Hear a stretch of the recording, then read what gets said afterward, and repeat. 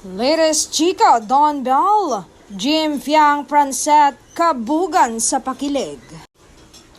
Mainit na pinag-uusapan ngayon online kung aling love team ang mananaig sa takilya ngayong 2026. Hindi pa man nagsisimula ang pagpapalabas ng mga pelikula nila ay sobrang sabong na sa tatlo. Nangunguna sa kabugan ang tambalan ni Donnie Pangilinan at Bel Mariano o Don Bell na maghahatid ng romance drama na tayo sa wakas. Marami ang nagsasabing siguradong dudumugin ito ng fans dahil sa matibay na following ng tambalan.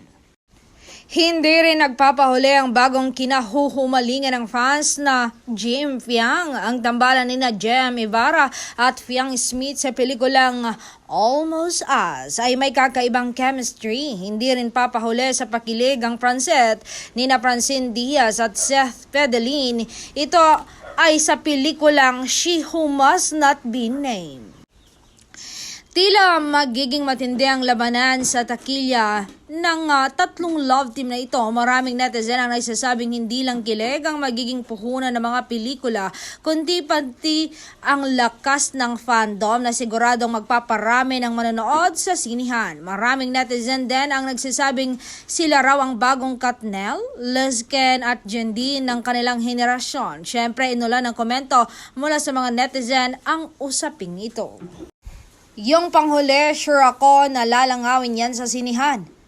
Mas malakas kasi ang tandem ng una at pangalawang love team. Haha, real talk ito. Wala pa rin makakatalo sa Katnel, Jaden, Lizken pagdating sa viewers movie sa generation na ito kasi puro pilit lang ang tandem, mala fan service ang atake. Pero it off cam, ewan ko na lang kung nagpapansinan. Haha.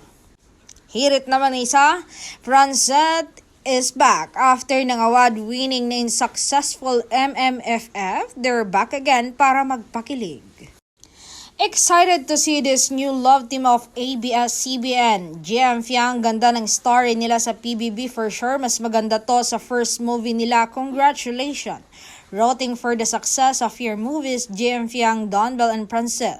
Sino kaya sa tatlo ang mag-hit pag showing na ito?